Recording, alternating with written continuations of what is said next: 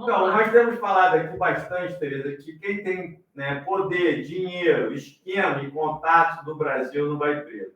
Tivemos o caso, né, da prisão do ex-governador do Rio, né, que agora me fugiu aí o nome dele, o Cabral, né? Tivemos, ele foi preso e agora o Collor foi condenado no voto do ministro Edson Fachin, aquele que é o juiz lá do Supremo Tribunal Federal responsável pelos processos que vêm da Lava Jato, e ainda é um processo lá egresso da Lava Jato, e ele condenou o Collor 33 anos e tal, mas essa dosimetria aí da pena ainda vai ser ao final, né? Ele deu aquilo que ele entende que é o crime aí que o Collor tem que cumprir, que é 36 anos e alguns meses, aí não sei se é 4, 5 ou 6 meses, mas aqui a gente vai ler aí para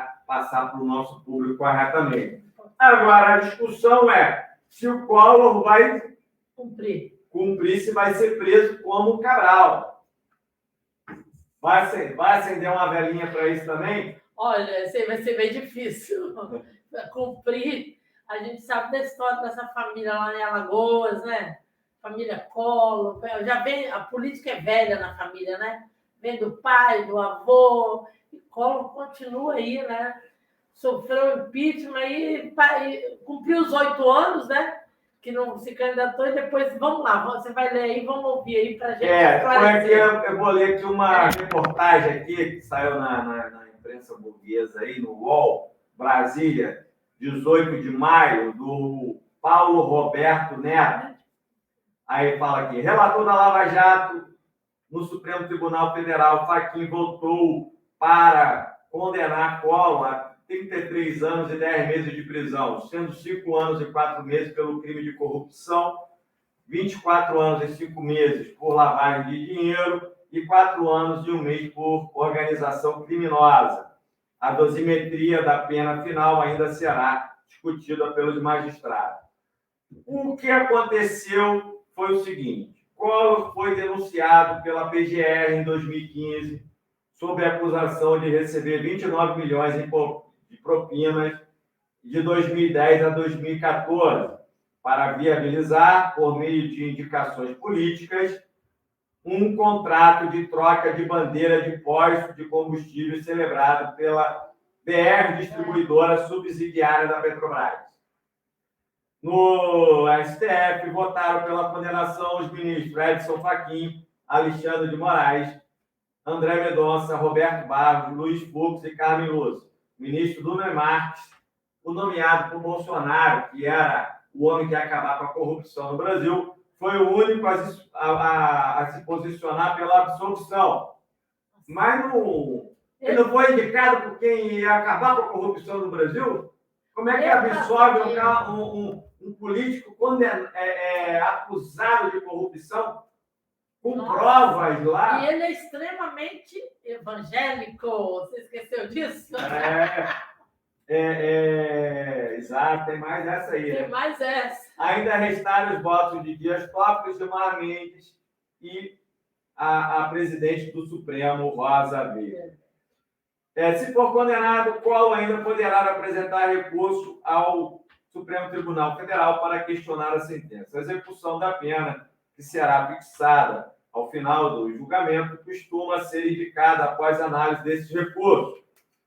Primeiro a votar foi o Mendonça, que também foi indicado pelo Bolsonaro. Seguiu o relator Fachin, mas divergiu em 2 pontos. O primeiro é sobre o aumento da pena previsto no voto colega, e o segundo por ver o crime de associação criminosa no caso do Collor. Fachin viu organização criminosa. Esse aqui que é o terrivelmente evangélico. Esse aí é. É o Mendonça. Mendonça, que foi o último a ser indicado, né? Não, foi o primeiro. Não, peraí, teve... Depois que foi o Nunes Marques. O Mendonça foi o primeiro. Esse não foi o segundo. Não, mas tudo bem, vamos lá. Esse foi o primeiro, e esse que é o terrivelmente evangélico. O Mendonça, que é terrivelmente evangélico. É. Mas todos eles, o Collor estava indicando nessa linha. Até falei, Bolsonaro. Collor, Bolsonaro estava indicando nessa linha, né? Que era da igreja, era contra a corrupção, Deus, pátria, família, né? Então, esse tudo também igual. aqui amarelou pro Collor também. O ministro Nunes Marques, por outro lado, abriu a divergência. Para ele, não foram apresentadas provas suficientes de crime de corrupção passiva. Não foram apresentadas para ele. Para ele, né? Então, não tem corrupção para ele. Como se trata de crime antecedente ao de lavagem de dinheiro e organização criminosa, o ministro também absolveu o Collor dessas duas acusações. Amarelou. Absolvição dos acusados à medida que se impõe, disse Nunes Marques. Relator da Lava Jato no Supremo Tribunal Federal, Fachin voltou para condenar Collor a 33 anos e 10 meses de prisão. Né, como nós já falamos aqui. Collor também ficaria proibido de assumir função ou cargo público pelo voto de Fachin. Os ministros Roberto Barroso, Luiz Fux e Carmen Lúcia acompanharam o colega, né, o Fachin, se unindo a Alexandre de Moraes, que votou com o Fachin na sessão de ontem. Então, assim, isso aqui também é interessante, Tereza, porque é um ex-presidente. Nós já tínhamos tido aquele caso ali do Fiat Elba, né?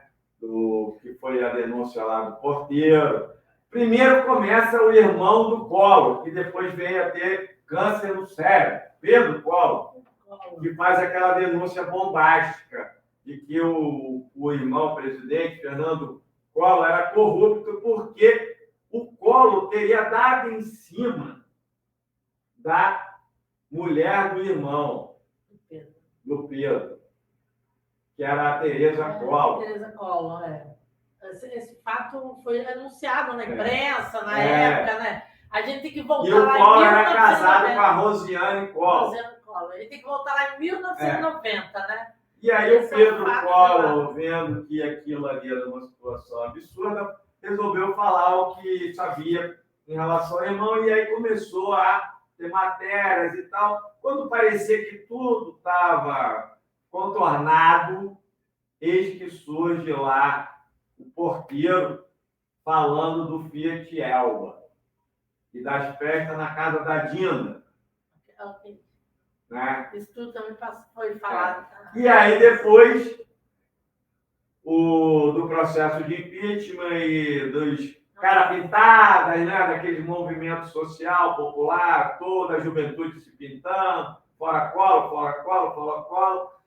E aí, depois que teve lá o processo de impeachment, ele renuncia, mas o processo segue. E depois tivemos lá o assassinato do PC Farias, né? Lá em Alagoas, numa história que até hoje permanece ainda sem se saber quem foram os mandantes desse crime. E a casa cercada de segurança. A casa cercada de segurança. O que estaria sendo, né, escondido ali, preservado naquela queima de arquivo? Né? Claramente ali, segundo aí os analistas, foi uma queima de arquivo ali do PC Farias. E quem seria prejudicado se esse arquivo fosse aberto e revelado? Né? Então, essas histórias aí que permanecem ainda mal contadas no Brasil, né? Que não são esclarecidas, igual tem o assassinato aí da vereadora Marielle Franco, que ainda também não se descobriu quem são os mandantes desse crime. Você vê que o negócio é tão bem estruturado que para desvendar é muito difícil, porque o PC Farias já tem mais de 20 e tantos anos, não? 30, né? Que foi 90. O Collor, ele se elege em 89. Exatamente. E depois tem o impeachment, assume o Itamar Franco, que era o vice dele. 92, Itamar Franco até 94. Que fica no poder. Algo assim. Foi, né? Mais ou menos isso, que ele ficou uns 2 anos, o Collor. Mais ou menos 2 anos. E esse fato aconteceu do PC Farias, não, né? Ele 94 já assume o Fernando Henrique. Não, vai até 94 o vice dele. No caso, até 31 de dezembro de 93.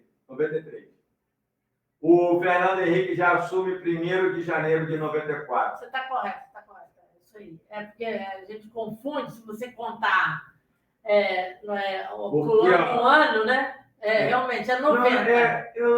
Isso aí confunde mesmo, confunde. A gente pode ser... Você está correto, é 94. Porque ele se elege em 89, vamos lá. Ele se elege em 89. Então, 1º de... 4 anos, né? Tá certo. 1º de novembro de 90. Ok. Né? Então tem 90, 91, 92, 93, isso. Aí o Fernando Henrique já assume 1º de janeiro de 94. Isso aí. Não, você está correto, porque a gente às vezes esquece, você fala assim, 90 você vai contar 91. Mas não, tem o ano de 90, que ele começa de 1º de janeiro e vai até 31. Então é um ano. E você está correto, essa contagem está corretíssima. Isso. Aí, essas coisas assim que permanecem, né, mal explicadas no Brasil. Incógnitas, né? Incógnitas. Agora, você via ali que o Collor gostava de colecionar carros de luxo. Né? Gostava, assim, um dinheiro ali da corrupção para uma ostentação. E a população era o caçador dos marajás, né? Para a população se elegeu com a falácia do caçador de marajás. Foi, né, eleito porque teve um padrinho muito importante à época, né, que era o Roberto Marinho. Aparece lá ele nadando na piscina na casa do Roberto Marinho. E tem aquele célebre último debate, né, que o Lula, que ele começa daquela baixaria, tem a questão da Miriam, que é uma filha que o Lula teve antes do casamento. E o Collor aparece lá com as pastas, né?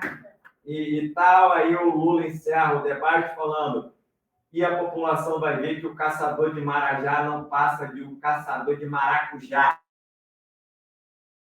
Aí o Boni, né, que trabalhava na Globo, faz aquela edição lá no Jornal Nacional e uma pesquisa Mandrake, né, tá, que o Collor tinha ganhado o debate e aparece a edição no Jornal Nacional, os melhores momentos do Collor e os piores do Lula, e era uma eleição que estava ali cabeça a cabeça e que aquilo ali foi fatal, né?